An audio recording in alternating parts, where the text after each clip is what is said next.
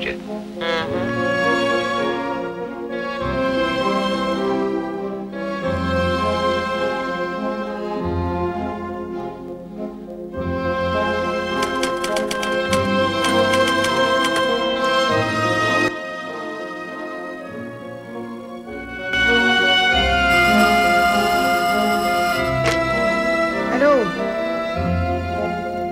C'est toi?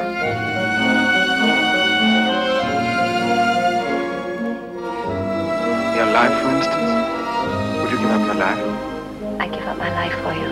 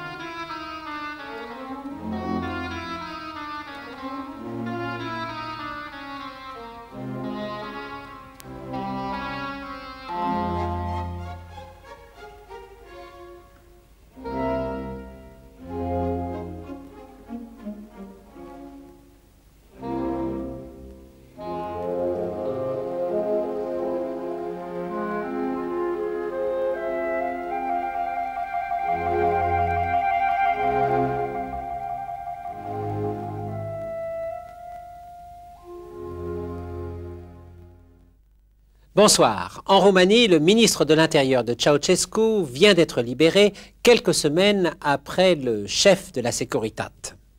Les derniers lampistes qui se trouveraient par hasard encore en prison, à l'abri de toutes ces bonnes nouvelles, doivent singulièrement manquer de relations puisque la plupart de leurs anciens patrons jouissent désormais d'une retraite paisible. La police des frontières, pour sa part, en revanche, fonctionne parfaitement. Elle vient en effet de refuser une nouvelle fois son visa d'entrée à l'ancien roi Michel et à son épouse. Il est vrai que depuis leur séjour, bref mais triomphal, lors des cérémonies de Pâques en 1992, ils représentent une alternative démocratique très sérieuse que le régime actuel semble vivement redouter. L'interminable tragédie roumaine remonte en fait à l'entre-deux-guerres, lorsque le roi Carol, le père du roi Michel, afficha sa liaison avec l'ambitieuse et séduisante Magda Lupescu, donnant le signal de la dégradation rampante et bientôt générale qui devait saper les repères de la société et les fondements de sa propre dynastie. Face à cet amour fatal, celui du roi Michel, si noble et si fidèle, pour celle qui a décidé de partager un long et difficile exil, ne peut encore effacer le poids fâcheux du passé, figé par un demi-siècle de glaciation communiste. Le père, le fils, l'aventurière, la jeune fille, le vaudeville princier qui se dissout dans une farce surréaliste et sanglante, l'Europe de l'Est courant à sa perte entre Hitler et Staline, en Roumanie, ce sont des battements du cœur qui ont annoncé les bruits de bottes des bourreaux et les cris étouffés des victimes.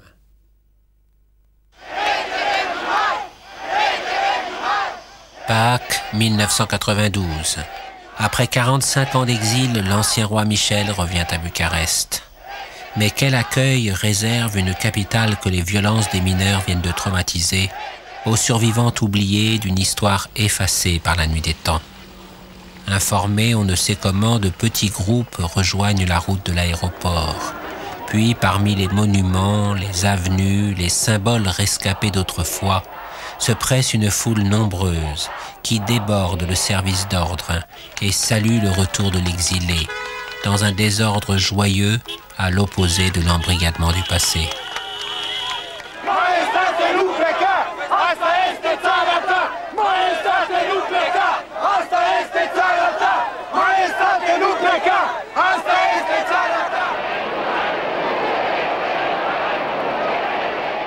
Bientôt, c'est la ville tout entière qui s'arrête et se masse pour acclamer celui dont la présence vient de renouer les fils déchirés et perdus de la mémoire.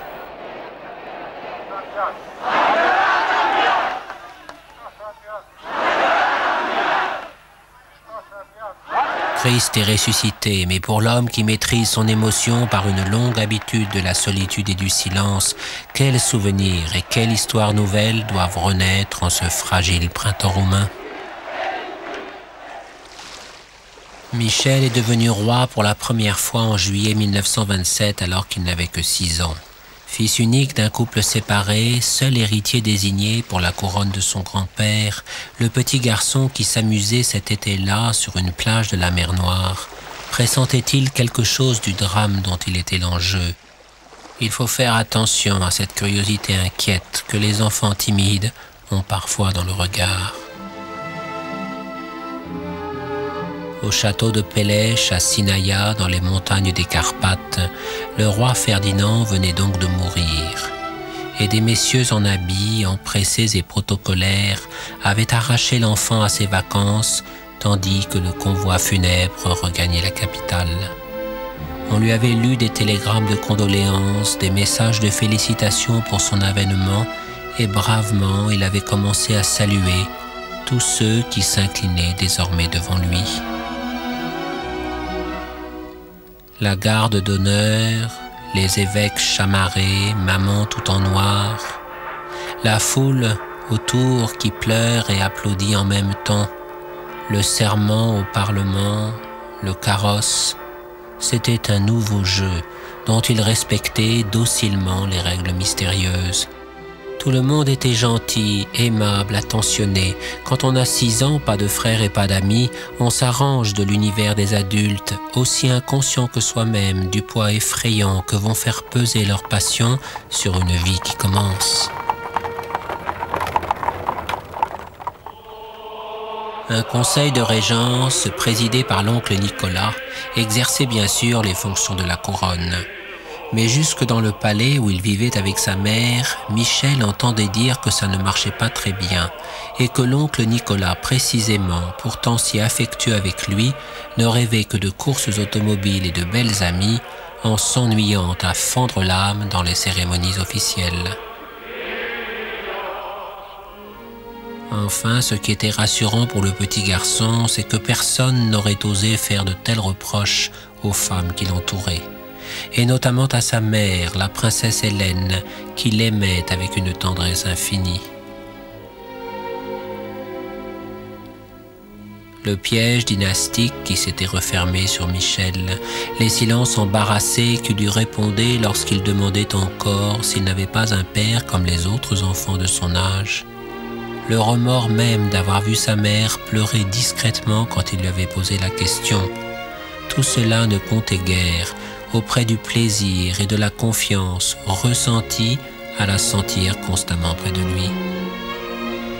Oui, pour l'enfant, c'était cela l'essentiel, avoir pour soi tout seul la jeune femme la plus admirée du royaume et pouvoir regarder le monde à l'abri de sa présence.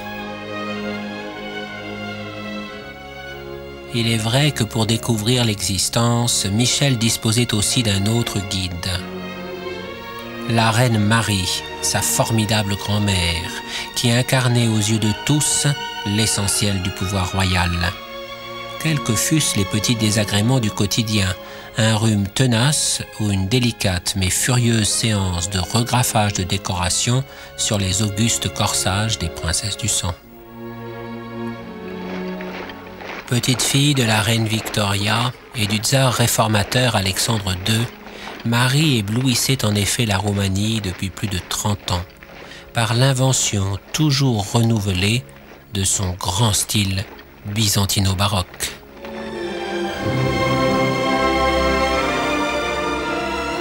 Assumant sans tristesse déplacée le statut de veuve de Ferdinand et avec enthousiasme le rôle intéressant qu'il avait ajouté à son inépuisable répertoire, la reine Marie s'enveloppait de sa popularité pour incarner les actes divers de la mémoire nationale.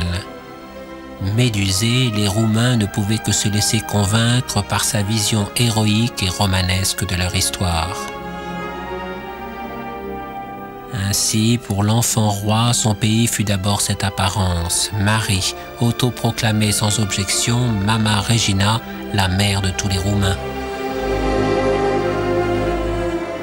Or, la renaissance de la Roumanie comme État parmi les débris de l'occupation turque ne s'était effectuée que 3/4 de siècle plus tôt, sur fond de rivalité perpétuelle entre les grandes familles.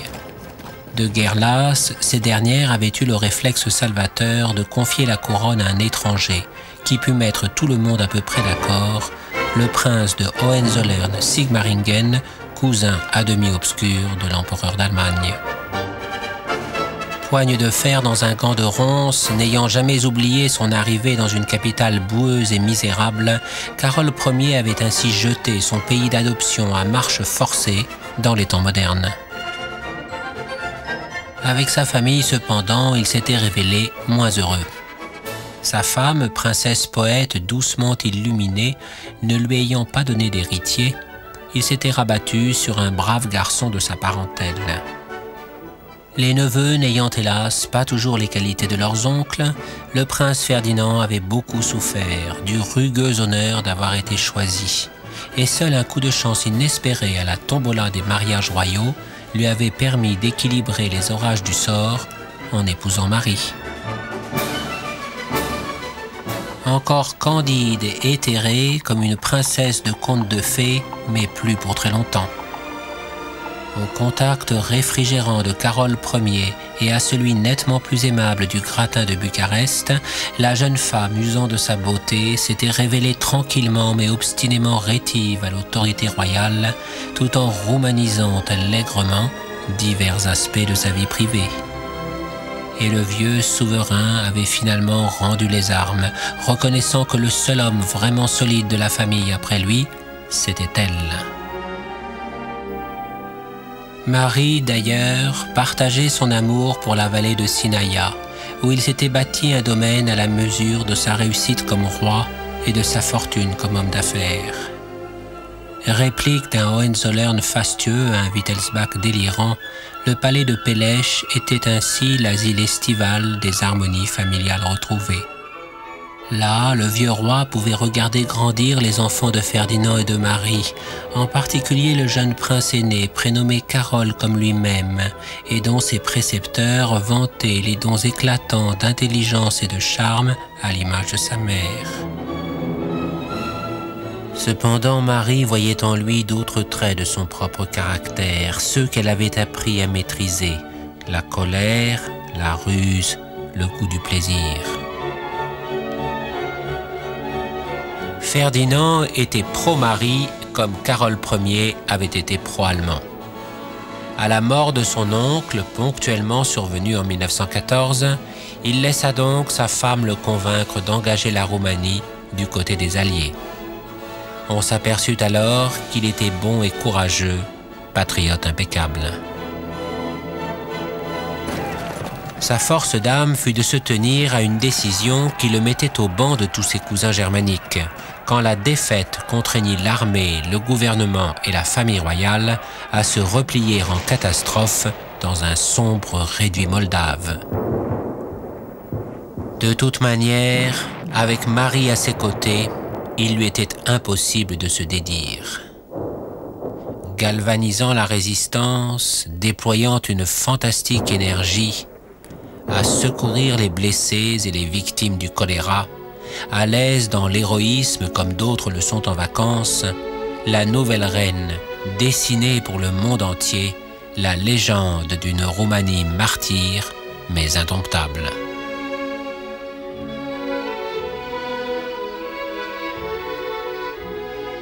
Et comme toujours, avide de plaire à sa mère, le jeune prince Carole lui-même avait aussi donné l'exemple, affichant un beau mépris du danger sous la mitraille.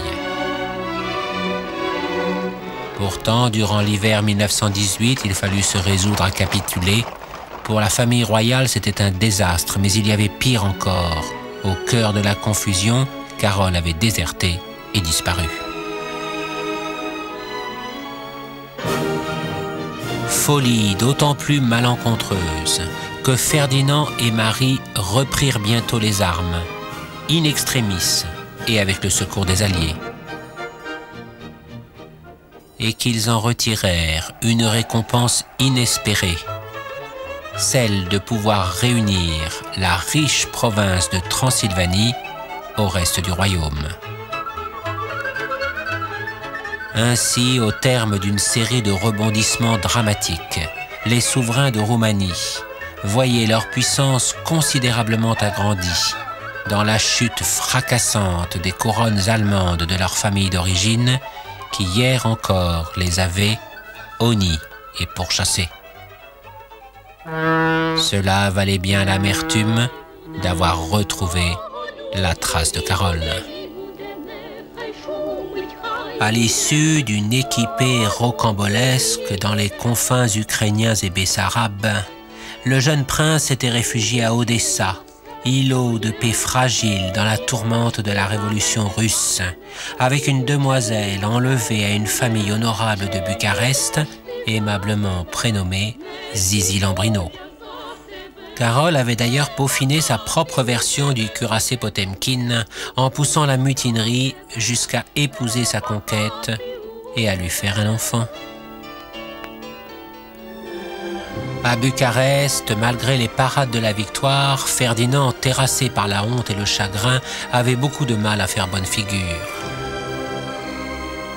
Marie, de son côté, accourut à Versailles pour défendre les conquêtes de la Roumanie auprès de Clémenceau et des Alliés, tenait crânement tête au scandale dont se délectaient les journaux parisiens. En fait, le lien oedipien qui l'unissait à son fils aîné se trouvait plutôt renforcé par son inconduite. Et au-delà des tombes des jeunes Français de Verdun, elle pensait aux déserteurs si séduisants qui avaient su rester en vie, et certainement pensait encore à elle. Cependant, pour les souverains roumains, l'heure était glorieuse.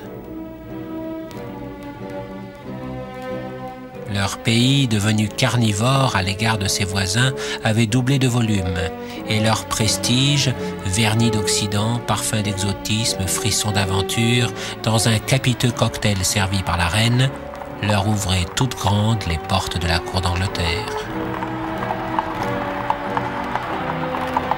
Mais les voyages officiels et leurs divertissements ne pouvaient suffire à consoler les parents de Carol. Or, le jeune prince tournait comme un lion en cage dans son nid d'amour désormais cerné par les bolcheviks et suppliait qu'on lui pardonne et qu'on lui permette de rentrer. Marie et Ferdinand cédèrent d'un même cœur soudain léger. Et s'ils le firent enfermer dans une forteresse, ce fut vraiment pour la forme et pour les autres déserteurs, fauchés en cour martiale. De toute façon, la roumanisation de Marie, mère adorante et adorée, mais éducatrice fantasque, avait déteint sur la vie de la famille royale, gommant la raideur Hohenzollern pour laisser place à la gaieté et à l'indulgence. À Bucarest, ville légère où les grandes familles vivaient en français leurs intrigues et leurs plaisirs, ce genre à la fois chic et détendu ne suscitait que des opinions favorables. Tout était donc prétexte à bonne humeur, tel l'arrivée par exemple d'une belle automobile, saluée par des essais enthousiastes, comme chez des bourgeois ingénus et un tantinet nouveau riche. Dans ce contexte bon enfant, la pénitence de Carol ne pouvait durer bien longtemps. On l'expédia donc dans un voyage autour du monde pour le consoler du chagrin, à vrai dire attiédi, de l'annulation de son mariage et de l'installation discrète de Zizi Lambrino et de l'enfant de l'amour vers une résidence parisienne confortablement pensionnée. En fait, Marie et Ferdinand auraient bien gardé Zizi dans la famille, mais la règle d'or voulait qu'on se marie à l'étranger. Et la reine en avait profité pour se lancer dans une politique de mariage balkanique du plus haut intérêt stratégique. Mignon, la plus jolie des filles, fut ainsi donnée au jeune roi de Yougoslavie, tandis qu'Élisabeth, l'aînée, convolait avec Georges de Grèce. Or, malgré les inquiétants soubresauts qui agitaient le trône d'Athènes, la famille royale hellénique possédait une perle rare, la princesse Hélène. C'était elle et personne d'autre que Marie avait choisi pour Carol. le mariage grec effaçait l'erreur de jeunesse. Le prince déclarait d'ailleurs à tout va être profondément amoureux de sa nouvelle épouse. Après une cérémonie quelque peu embouteillée par la liesse éruptive des Athéniens, l'arrivée d'Hélène à Bucarest fit croire en la conversion amoureuse de Carole. La jeune femme était en effet cette pure merveille de charme et de vraie gentillesse que l'on avait vantée, avec cette touche de mélancolie discrète qu'elle retirait des multiples coups du sort affectant sa famille, toujours entre 2 attentats et 2 exils. Et Marie pouvait à bon droit se vanter d'avoir trouvé la belle-fille idéale qui sauverait définitivement Carole. Mais qui était vraiment sincère dans tout ce happy end? Hélène sans doute, la seule à qui personne n'avait demandé son avis.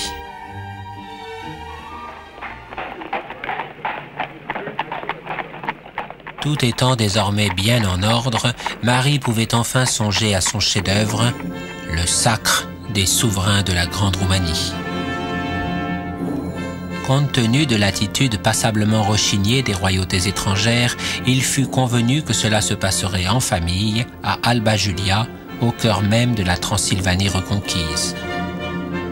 Bien qu'au romanesque, l'endroit n'était pas franchement commode, et cela d'autant plus que l'imaginative vitalité de Marie s'était portée sur un cérémonial médiéval du plus bel effet visuel, mais nécessitant un décorum plutôt compliqué.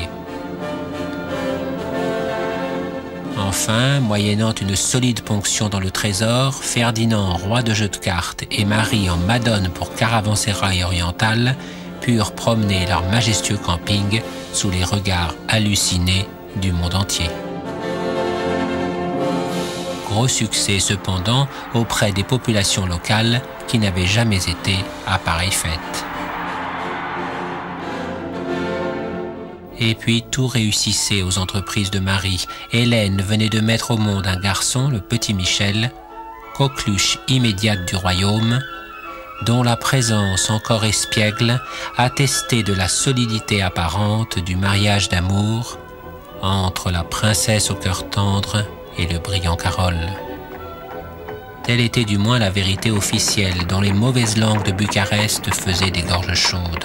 En effet, Carole avait repris ses escapades en solitaire dans une ville qui lui offrait désormais toutes les séductions discrètes d'une cité moderne et galante. C'est ainsi qu'il avait fait la connaissance d'une divorcée de fraîche date, Magda Lupescu.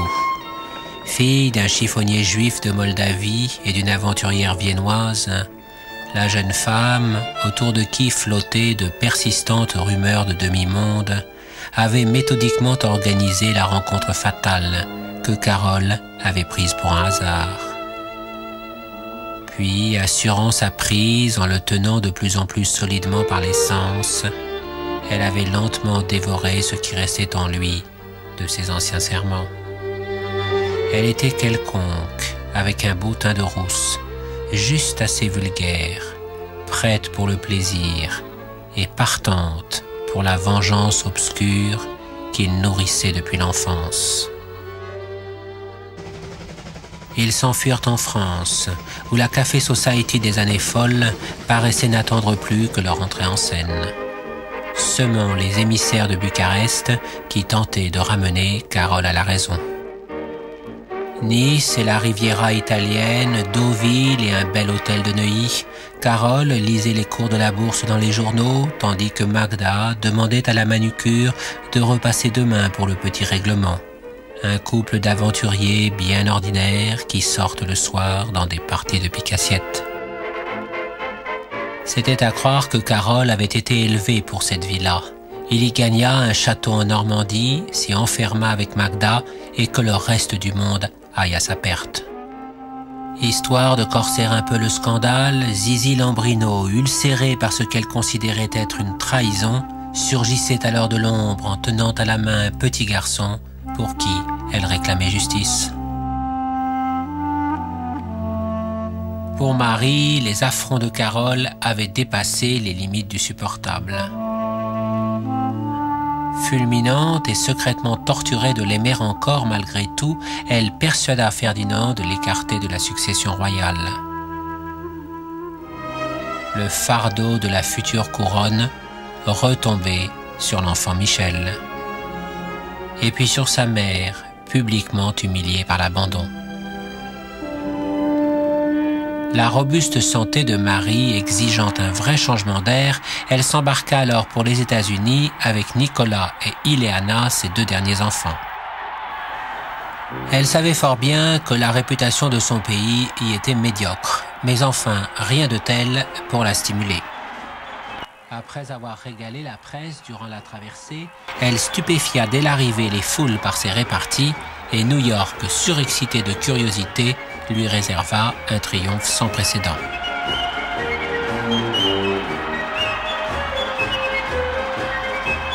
Le dessein caché de ce tour à rendre jaloux Barnum était d'obtenir des crédits pour la Roumanie, épuisée par la guerre. Mais les banquiers s'avérant moins coopératifs que prévu, Marie dut en rabattre sur ses ambitions, se contentant de vendre photos, reportages et interviews à des essaims d'agents affolés comme des requins à la vue de tout ce beau sang bleu. On en était au contrat de publicité pour les produits de beauté et à des discussions très avancées avec un impresario d'Hollywood lorsque de mauvaises nouvelles vinrent la rejoindre. À force de s'ennuyer à en mourir, loin d'elle, Ferdinand était bel et bien à l'article de la mort. C'est ainsi que le petit Michel était devenu roi, avec la conscience diffuse de devoir réparer l'étrange absence de son père et l'injustice faite à sa mère. Mission secrète pour son cœur d'enfant, d'autant plus lourde qu'il en mesurait peu à peu la complexité avec le passage du temps. Ces gens qui l'acclamaient lorsqu'il passait en carrosse, que voyaient-ils en lui? Un gentil petit garçon, mais il y a beaucoup d'autres gentils petits garçons que personne n'applaudit. Un compagnon pour être moins pauvre, mais comment les aider? Un chef, mais chef de quoi, alors qu'il n'y a jamais rien à décider? Bien sûr, Mamie raconte toujours des histoires intéressantes, mais enfin, ce n'est pas forcément ce que l'on a envie d'apprendre. Covered it with white, you see. But I hope you'll be able to garden on your business. And then it stops all the nasty animals from eating up all the irises. For 2 years, the irises were quite eaten up, you see. And you see, also here we were so frightened this year that this was all going to be dead. And now it's all come because we had such an awful winter, you see. I've been cutting off head, that all the time. Every single little bit I've been cutting to see that it will come out. Et puis cette manière de toujours être la plus forte, celle que tout le monde admire, ça finit par flanquer la frousse, surtout quand on est timide. Après, on se pose des questions. Pourquoi maman est-elle toujours seule?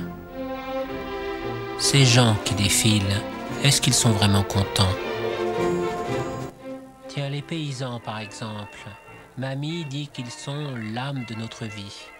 Et que c'est pour cela que grand-père leur a donné la terre quand il était le roi.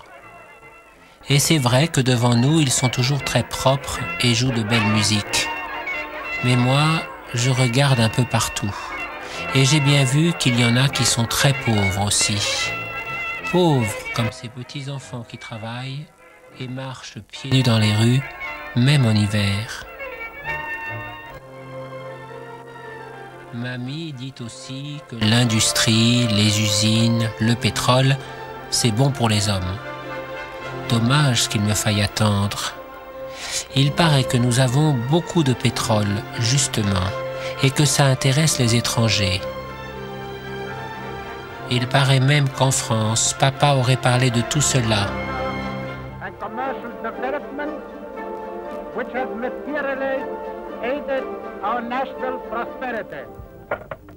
Tout le monde après, ici, était très agité.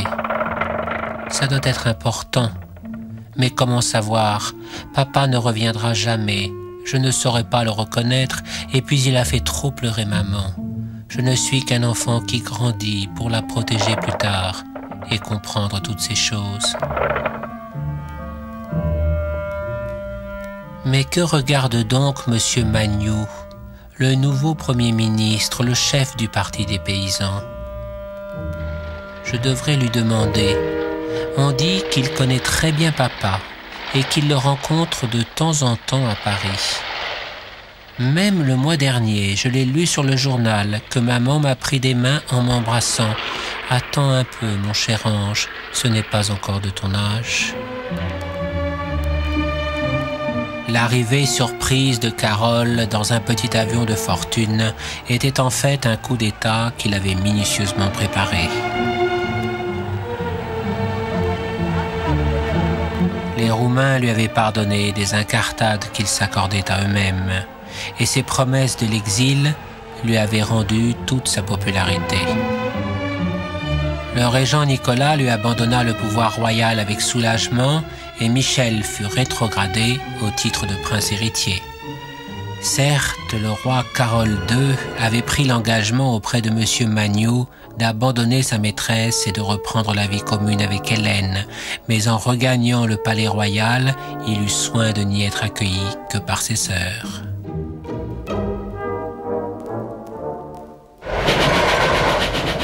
En fait, l'une de ses premières décisions fut d'arracher Hélène à son fils et de l'envoyer en exil, loin, le plus loin possible, là où les Roumains, Michel et ses propres remords pourraient l'oublier.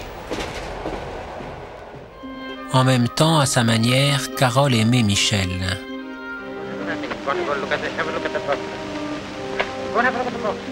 Et pour l'enfant qui avait manqué de contact viril, ce fut toute une nouvelle aventure que la découverte de ce père auquel il avait si souvent songé.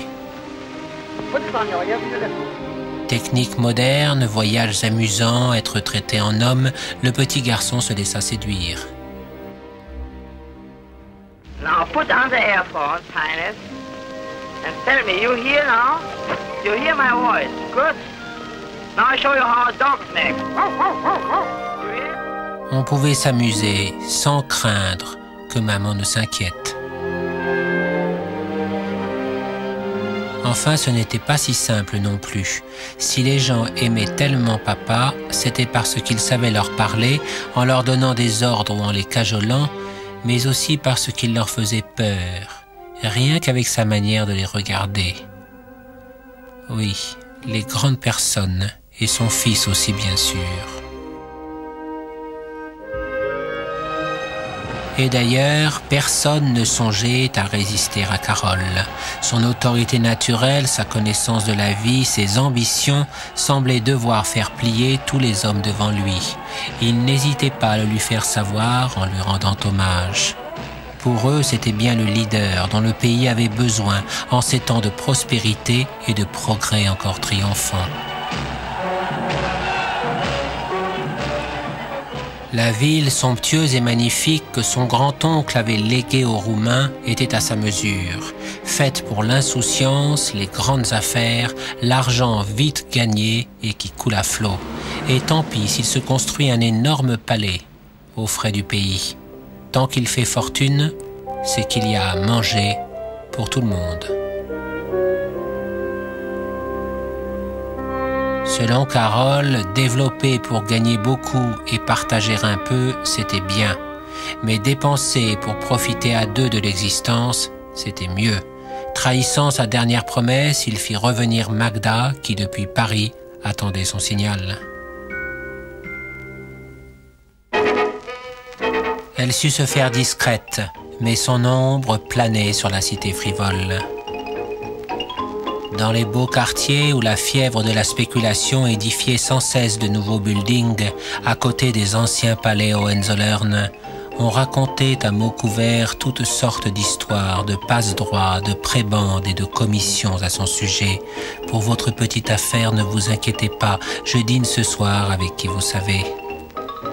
Aux terrasses des cafés, à la promenade, dans les clubs d'officiers, on rencontrait des gens qui assuraient avec un sourire entendu l'avoir bien connu dans le passé.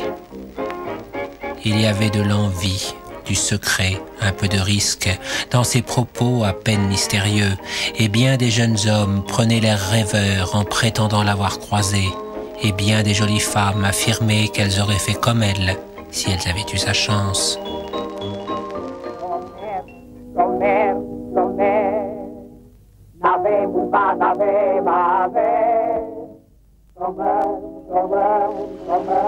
C'était un temps d'illusion aussi, celle d'un perpétuel été pour le règne de Carole II, et celle des vagues de la piscine du Lido qui recréait la mer pour une jeunesse dorée, parmi laquelle se glissaient des baigneuses au teint pâle et aux cheveux rouges, dont les garçons de bain affirmaient qu'elles étaient ses vraies sœurs, surgies d'on ne sait trop où. En vérité, elle était partout alors qu'on ne la voyait jamais nulle part. Oui, Madame Lupescu l'intrigante, devenue dame chic et délicate pour qui parvenait à la surprendre dans sa retraite, et protectrice très obligeante pour qui savait la servir, maîtresse du roi et de son compte en banque, image en négatif parfait du temps d'un faux âge d'or.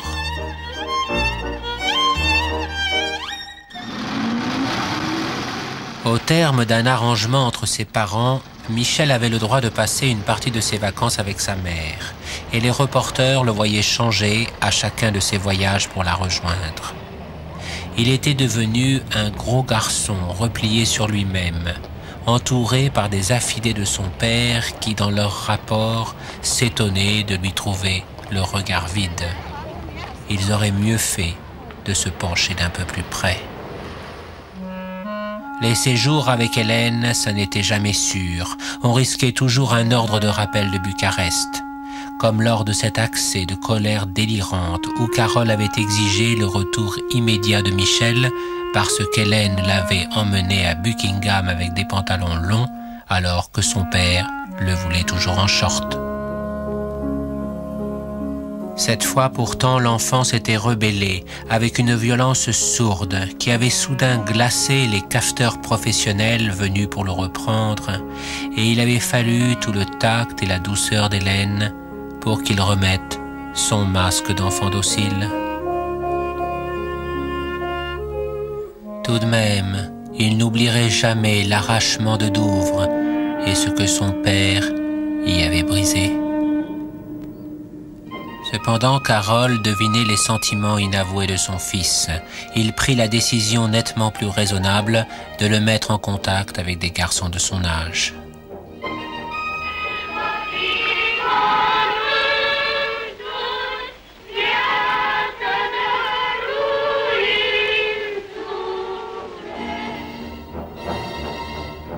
L'école du Palais Royal accueillait la crème des forts anthèmes de Roumanie. On verra bien s'il est capable, avait dit Carole, le sourire aux lèvres. Il le fut, et mieux que bien. Mais la tension était trop forte. L'adolescent tomba malade, obtenant un droit de visite pour sa mère, à l'hôpital où il se trouvait affreusement seul. La dissimulation, la maladie pour pouvoir la voir. En somme, Carole n'était pas un si mauvais pédagogue. La toute-puissance de Carole avait aussi sonné le glas de celle de Marie. La reine-mère tentait de donner le change par de longs voyages à l'étranger, mais elle était constamment sous surveillance. Curieusement, elle acceptait la passion perverse de Carole, puisque c'était leur seule manière d'être encore inséparables. Et puis il restait toujours une sœur à visiter, un journaliste rougissant à séduire. J'espère pouvoir rester. Comme aujourd'hui je suis moins occupée, j'ai beaucoup plus de loisirs. Et alors, comme j'aime être avec ma sœur, comme vous voyez, nous sommes des jardiniers qui adorons les fleurs, alors on trouve beaucoup à faire. Surtout, j'ai été touchée de la manière dont on m'a accueillie à Paris.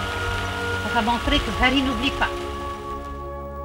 De toute manière, elle n'en était qu'au premier chapitre du Sunset Boulevard Royal, dont le nouveau metteur en scène de Bucarest écrivait le scénario pour elle, et elle pouvait encore espérer en un dernier comeback. D'ailleurs, ses petits-enfants n'avaient-ils pas besoin d'elle? Surtout, ce petit prince Pierre, que l'assassinat à Marseille de son père Alexandre venait de faire roi de Yougoslavie.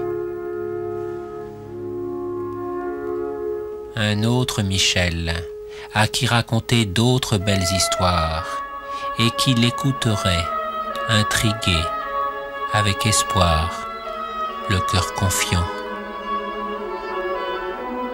Mais si tout le monde t'aime et t'attend à Belgrade pour t'aider à devenir un homme, tu vivras dans un grand château, tu feras le bonheur de ton peuple, tu seras très courageux. Demande à ton cousin de Bucarest s'il n'est pas très heureux d'avoir été roi.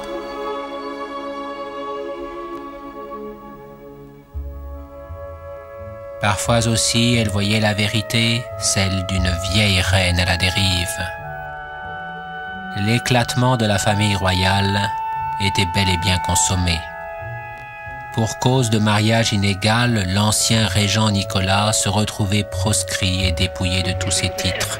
Comment Carol aurait-il pu être un bon frère alors qu'il était un si mauvais fils? À force de soumission, Michel avait réussi à endormir la méfiance de son père. Et d'ailleurs, tout n'était pas mauvais dans l'éducation d'acier que le roi lui imposait, même si leur approche était différente. Carol l'envoyait à l'usine pour apprendre à commander, il y découvrait la mécanique et la camaraderie des ouvriers. Il en retirait d'autres avantages, celui de pouvoir retrouver sa mère plus librement, avec soudain cet éclair d'irrépressible joie. Son amour pour sa mère était sa force et sa raison de vivre, augmenté par le jugement qu'il pouvait désormais porter sur elle. C'était sa complice en innocence et son modèle face aux injustices de l'existence. Il y avait mieux encore. Cette femme seule, qui ne disait jamais de mal de personne, parvenait à ce miracle d'être constamment gaie. Hélène, sa confidente, son amie, la jeune fille des sports d'hiver. Cependant, à Bucarest, la redoutable machinerie royale de Carol commençait à se gripper. À force de diviser les partis et de corrompre les hommes, le roi s'était retrouvé seul. Alourdi et vieilli, il s'appuyait de plus en plus sur des traditions dont il mesurait l'insuffisance. Un calcul glacé lui servait de politique. Après avoir répandu le désordre, rassembler l'ordre à son profit. Or, dans ce domaine, la concurrence était sévère depuis que l'agitateur fanatique Codreanu labourait le terreau des mécontents avec le programme d'un fascisme à la roumaine, raciste, totalitaire et intégriste. Son mouvement, la garde de fer, ramassis de dévoyés de toutes les classes, répandait les assassinats et les pogroms avec une violence inouïe. En apprenti sorcier, Carol avait tenté de se servir de lui, puis de s'en débarrasser. Trop tard, devenu martyr, le démoniaque démagogue lançait désormais des attentats en rafale, tuant professeurs, premiers ministres et pauvres boutiquiers juifs. Carol avait répliqué avec les mêmes méthodes. Des gardes de fer furent assassinés en plein jour à Bucarest et on exécuta Codreanu et ses lieutenants sous prétexte de tentative de fuite. Décidément, la douceur de vivre virait cauchemar macabre. En tout cas, à l'évidence, Carol n'était pas prêt à lâcher prise. Repoussant à plus tard l'analyse de ses fautes, il partit pour Prague en emmenant Michel. Ses indéniables capacités stratégiques lui démontraient que la Tchécoslovaquie courait les mêmes dangers que son pays. Une richesse tentante pour ses voisins, des minorités attisées par l'Allemagne nazie, la menace du démembrement et de la disparition. Pour l'adolescent Michel, l'attitude de son père, la pertinence de ses jugements était une découverte. Et s'il avait raison au fond, en évoquant un cataclysme imminent? En plus de la satisfaction inattendue d'être traité par lui en adulte, avec qui on partage ses soucis, Michel s'étonnait de le voir soudain si charmeur et si maître de lui dans son métier de roi. Décidément, le père avait beaucoup de tort, mais on ne pouvait s'empêcher d'être fasciné par l'homme et son intelligence. Et puis Michel avait trop souffert. Il n'avait plus peur de lui.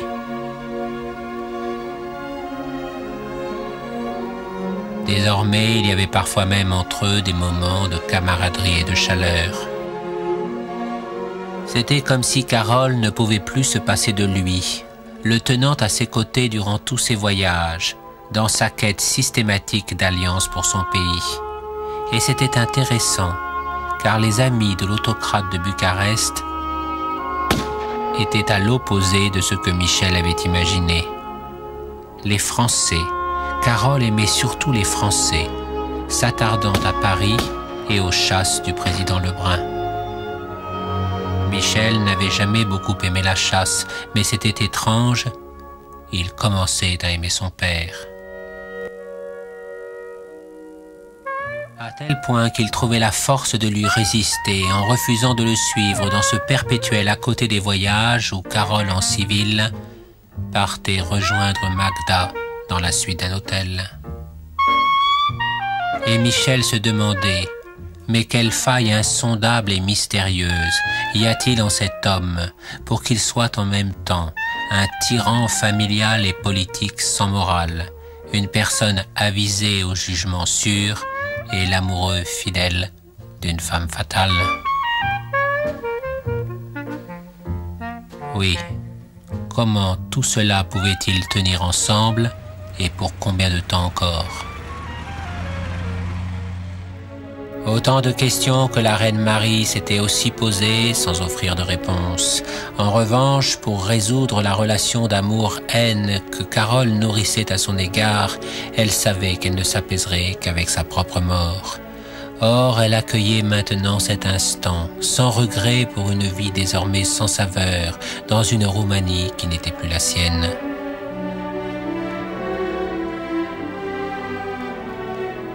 Malgré les rumeurs précises et persistantes selon lesquelles il l'avait laissée mourir sans soin, ou peut-être à cause d'elle, Carole organisa pour sa mère des funérailles à la démesure de ses anciennes mises en scène.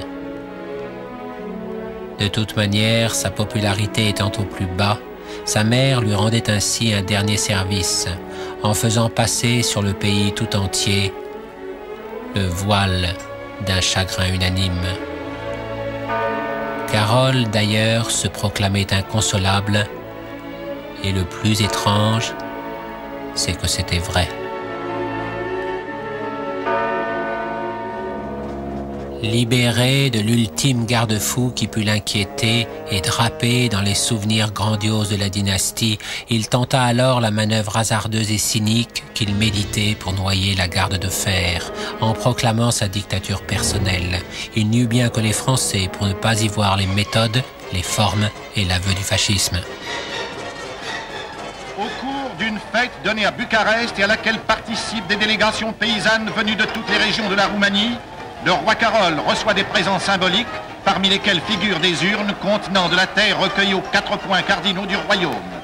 La Roumanie fait hommage à son roi de toutes les richesses de son sol. Certes, mais enfin le père bienveillant d'une nation de braves paysans enthousiastes ne différait plus des autres dictateurs. Et son régime, curieux amalgame de totalitarismes divers, n'avait plus rien à opposer aux ambitions de ceux qui étaient plus forts.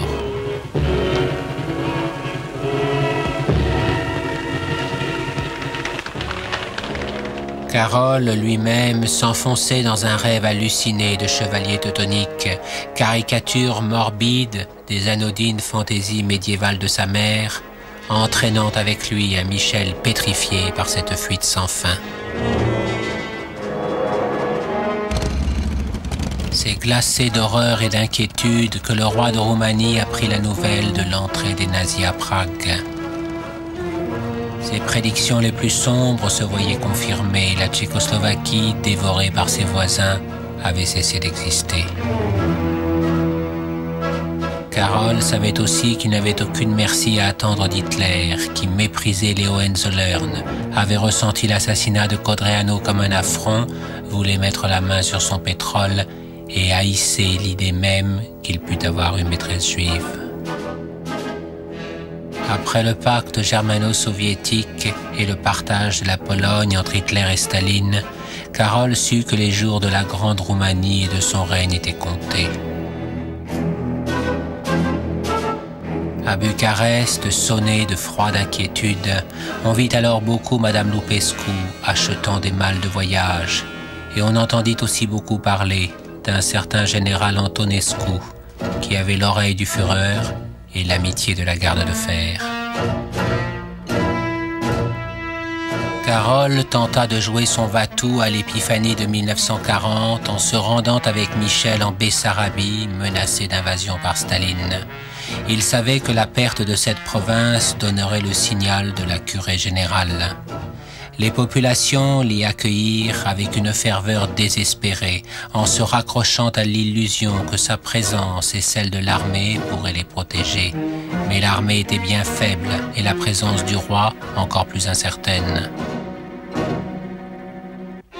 Au mess des officiers, Carole avait le plus grand mal à soutenir le regard confiant de ceux qui jouaient, sans le savoir, pour la dernière fois devant lui, le voyage des rois mages.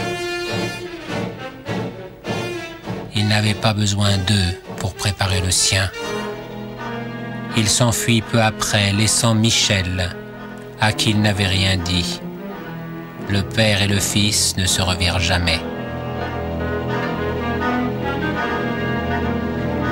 Il fallut cependant 3 jours pour remplir à ras-bord le train royal. Comme le disait Magda, entre 2 rafales des gardes de fer sur le parcours, ce genre de voyage, c'est fou ce que ça peut être fatigant.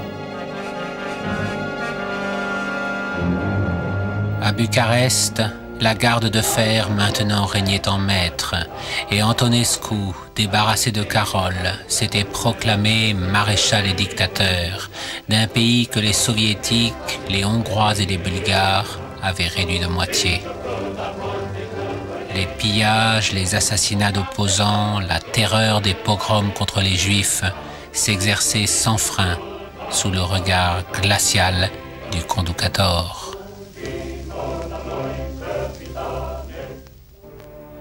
Michel était aussi devenu roi parmi les vestiges indécis et chamarrés de l'ancien monde, qui, pour avoir tous trempé dans le règne de Carole, s'accrochaient à l'adolescent comme s'il pût y avoir une nouvelle chance d'échapper au naufrage général.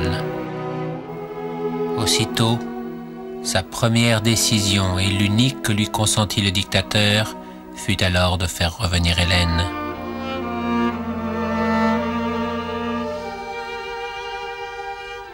Pour Michel, le retour auprès de lui du plus grand amour de sa vie était un secours inestimable dans une situation désespérée qu'il ne savait comment affronter. Pour sa mère, c'était pareil. Mais aussi un choc au spectacle de l'accueil en uniforme et chemise noire d'un pays qu'elle avait connu insouciant et libre. Et pour le dictateur, c'était une erreur dont il n'avait pas encore conscience. Hélène, que ses malheurs de l'ombre avaient fait respecter de tous, était bien décidée à combattre la folie des temps et à protéger les Juifs en pleine lumière. La mère et le fils ne s'étaient pas vus depuis longtemps, mais ils n'avaient pas besoin de s'expliquer pour se comprendre tout de suite. Enfin, ce serait dur. Et tandis qu'ils saluaient depuis le palais royal le défilé que leur avait fait préparer le dictateur, afin de bien leur faire comprendre qui était désormais le maître, ils regardaient au-delà des chemises sombres et des bras tendus, cette foule qui s'était spontanément portée vers eux pour tenter d'y déchiffrer l'énigme du peuple roumain.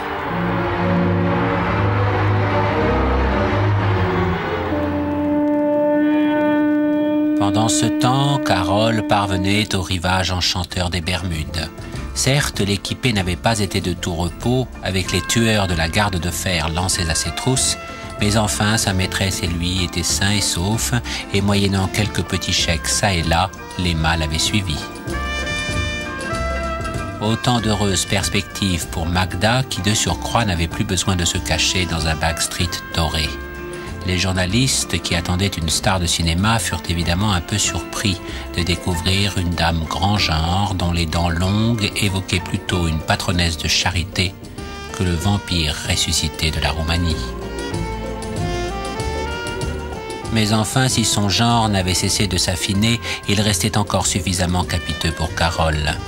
En somme, c'était comme pour les toutous, cadeau de la reine Marie à son fils, il ne se tenait plus de joie d'avoir suivi sans remords les bonnes pâtées de Magda. Et puis maintenant, la Roumanie, c'était vraiment très loin. Et Carole pouvait peaufiner sa propre version des événements sans risque d'être contredit. Encore un peu confus tout de même, mais ça ne demandait qu'à venir. Pour Michel, tout allait de plus en plus mal. Entre les mains froides du dictateur, qu'il appelait en privé le gamin.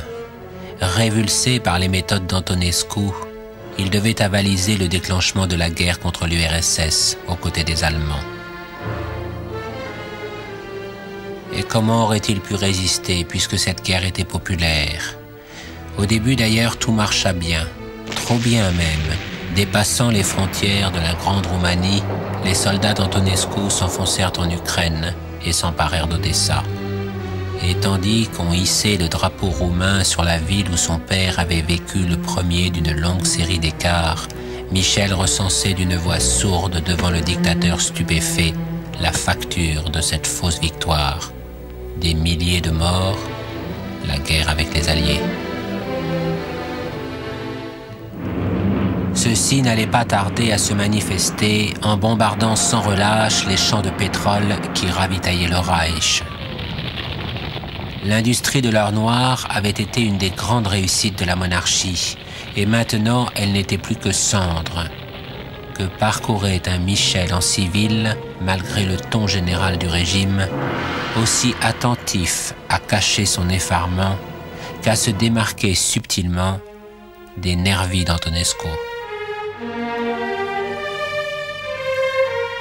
Quand les frappes aériennes atteignirent Bucarest, semant la désolation et la mort dans une cité que ses prédécesseurs avaient tant contribué à enrichir, Michel prit la résolution de se débarrasser du dictateur.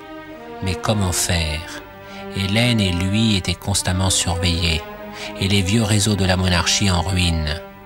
Et pourtant Michel en était sûr. C'était cela qu'il fallait faire. D'ailleurs, le dictateur se méfiait de plus en plus, et notamment depuis les scènes orageuses où Hélène avait pris la défense des Juifs. Pourtant, avec la débâcle de Stalingrad et les effroyables souffrances infligées par l'hiver russe, Antonescu éprouvait un mal grandissant à tout contrôler. C'est ainsi qu'il ignora les contacts secrets qu'avait repris Michel. Mais enfin, pourquoi le gamin demandait-il à le rencontrer quand les débris frigorifiés de l'armée se rapprochaient de la frontière? Pour Michel, il fallait faire vite. Son plan était prêt. Alors, entouré d'une poignée d'officiers sûrs, l'arme au poing, il arrêta lui-même le dictateur. Pour le conducator livide et pour le reste des Roumains collés à leur poste de TSF, le gamin était devenu le roi.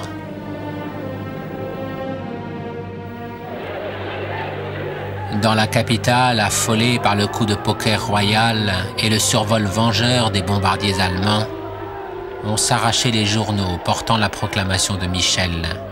Pour prévenir un soubresaut de la dictature, le nouveau gouvernement qu'il avait clandestinement formé faisait distribuer des armes aux ouvriers et ordonnait d'accueillir les Russes comme des alliés. L'armée soviétique, cependant, n'avait pas besoin de ces précautions oratoires.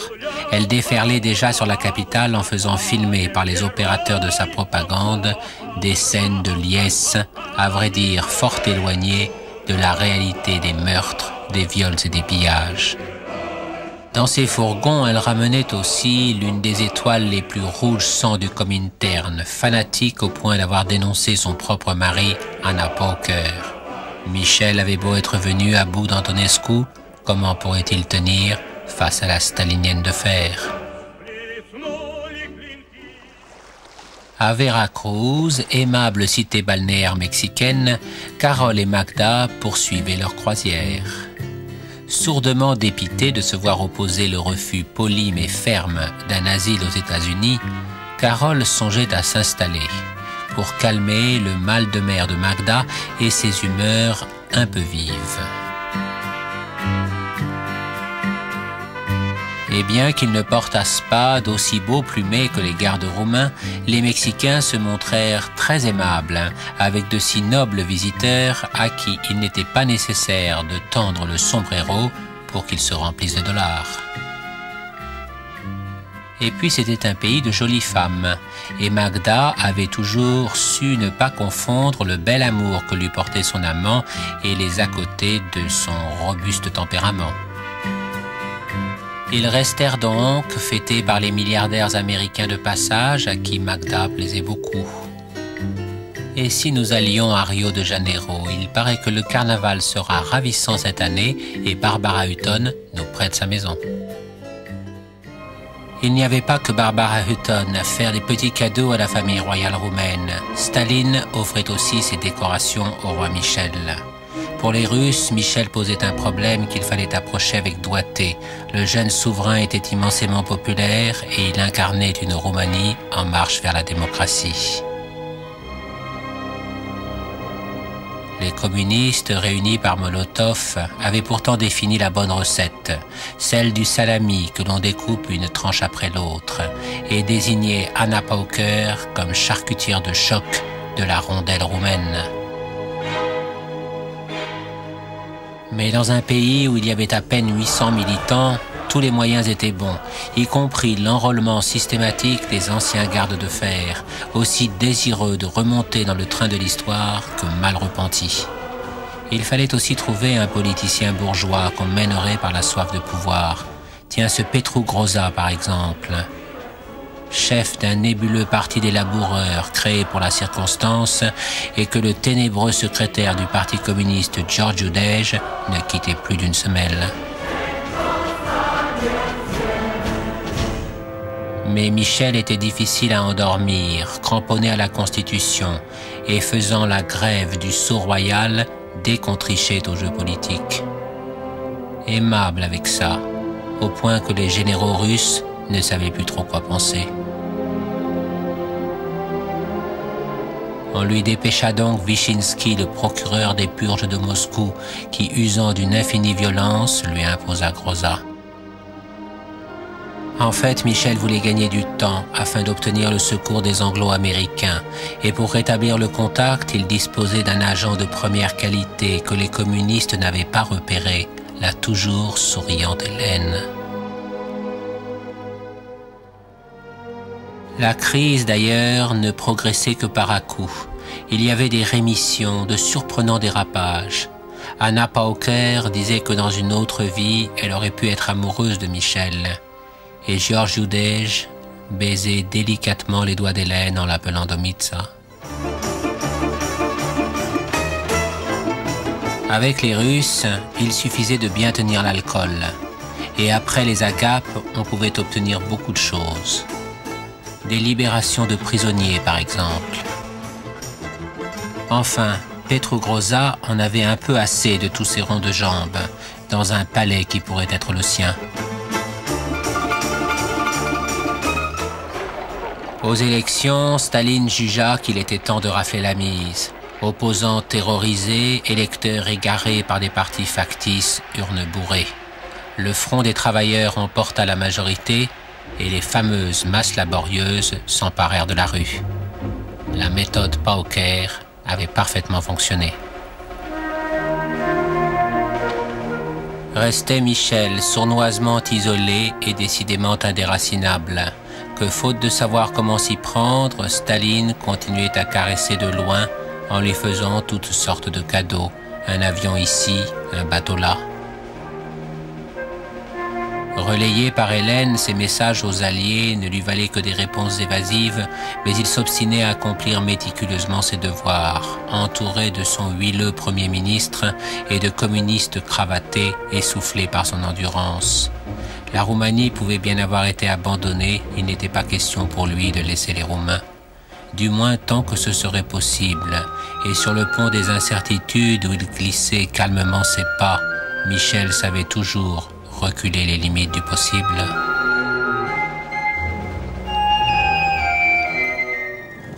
Ses cousins, Élisabeth et Philippe, l'ayant invité à Londres pour leur mariage, il saisit l'occasion d'aller défendre lui-même sa cause. Les communistes l'avaient laissé partir, en espérant qu'il ne reviendrait pas. Décidément, depuis tout ce temps, il le connaissait bien mal. La presse l'accueillit avec curiosité. Il était le premier roi d'un pays communiste. Mais elle comprit que ce n'était pas une plaisanterie quand elle vit son visage alourdi par les tensions accumulées, sur lequel flottait comme le sourire d'une jeunesse perdue. Élisabeth et Philippe étaient tout à la joie de leur mariage. Et dans le cortège, ils pouvaient mesurer l'abîme, séparant son inquiétude de l'effervescence scintillante de tous ses cousins et de l'indifférence de ceux à qui il aurait voulu parler. Dans les rues où on acclamait une autre monarchie, il revoyait celle de Bucarest, vide à ses passages. On l'invita à la royale performance comme un provincial à qui on veut faire plaisir. C'était donc ça les ministres qui avaient dit « venez nous voir ». Il aurait voulu crier sa rage, mais aussi comment maudire le monde quand on vient d'éprouver un coup de foudre. En effet, au lapin de l'Occident, le destin lui avait accordé une jeune fille de rêve, Anne de Bourbon-Parme. Enfant d'une famille princière où tout le monde travaillait sans trop se soucier d'un passé glorieux, Anne, malgré son jeune âge, avait une expérience singulière de la vie, après avoir traversé les combats de la France libre au volant d'une ambulance. Elle ne s'était pas endurcie pour autant et avait tout deviné au premier regard, l'adolescent trahi par son père, le roi qui refusait d'écouter ceux qui lui disaient « tu retournes vers ta mort ». Et puis elle avait aussi compris que c'était trop lourd et qu'il ne pouvait à la fois l'assumer et en parler. C'était cela, elle serait sa parole, puisqu'il était son cœur.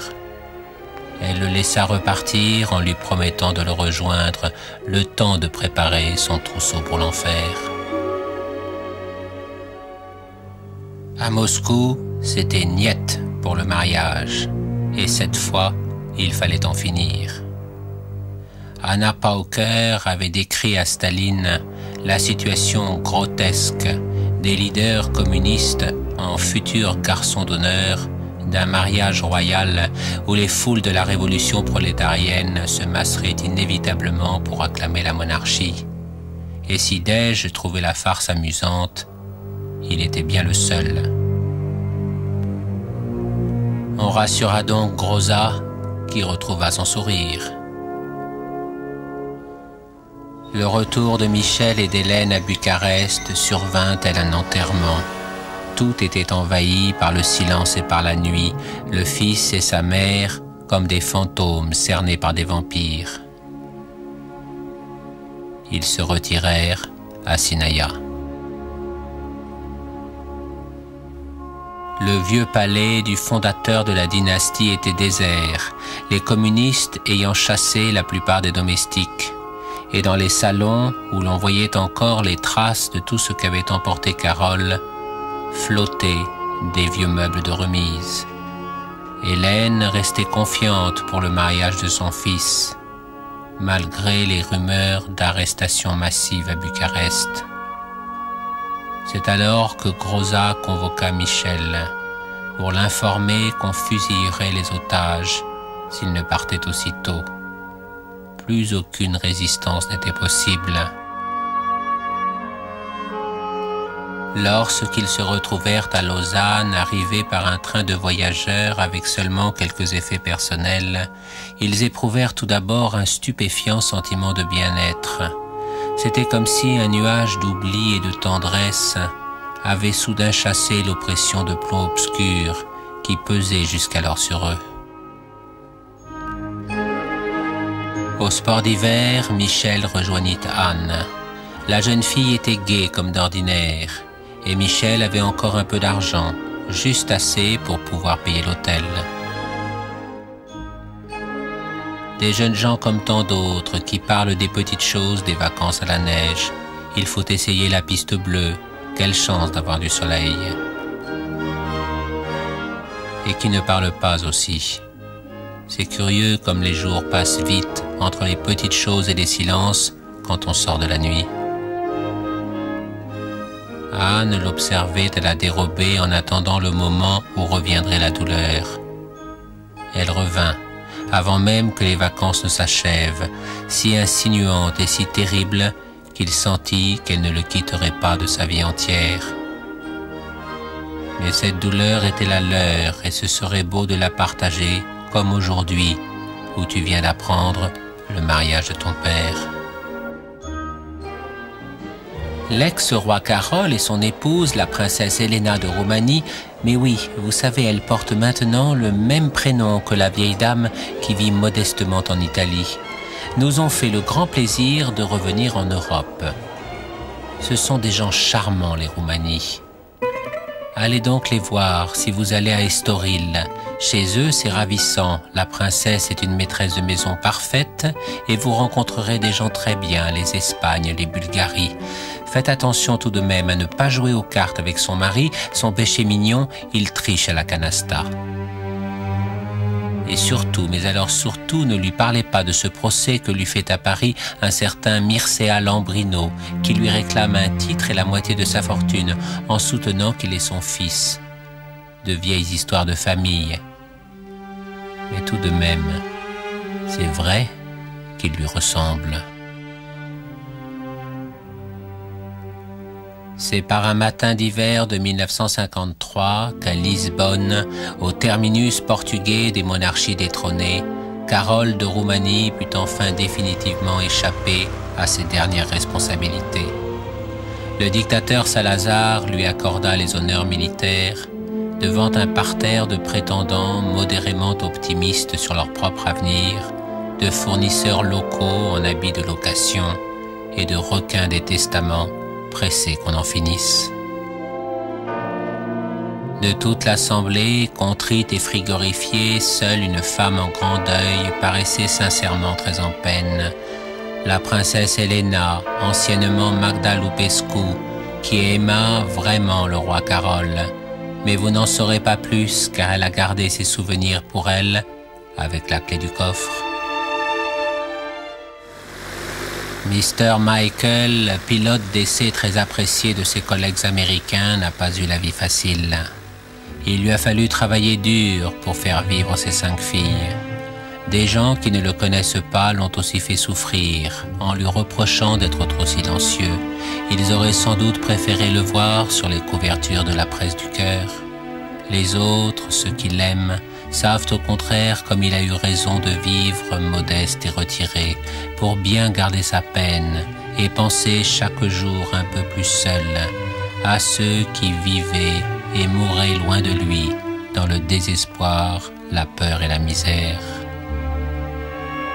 Ne vous étonnez pas si vous entendez maintenant parler de plus en plus souvent de lui, même si on vous dit que c'est encore à la rubrique des faits divers. Un ex-roi que l'on expulse de son pays comme s'il était un malfaiteur. Oh, bien sûr, il n'est plus jeune, mais ce qu'il sait du passé, le bien, le grand et les erreurs, l'ont rendu maître du temps qui passe. Il a été heureux aussi, car le bonheur est fait d'amour et de mémoire, comme de justice et de partage.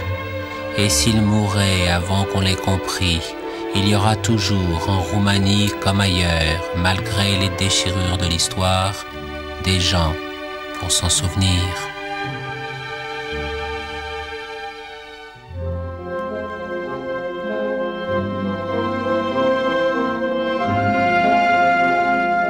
You don't want to do something for me, haven't you?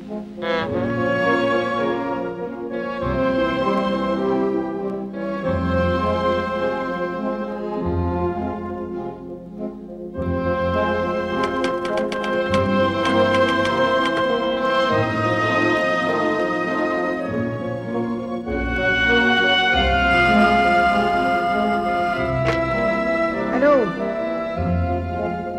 C'est toi?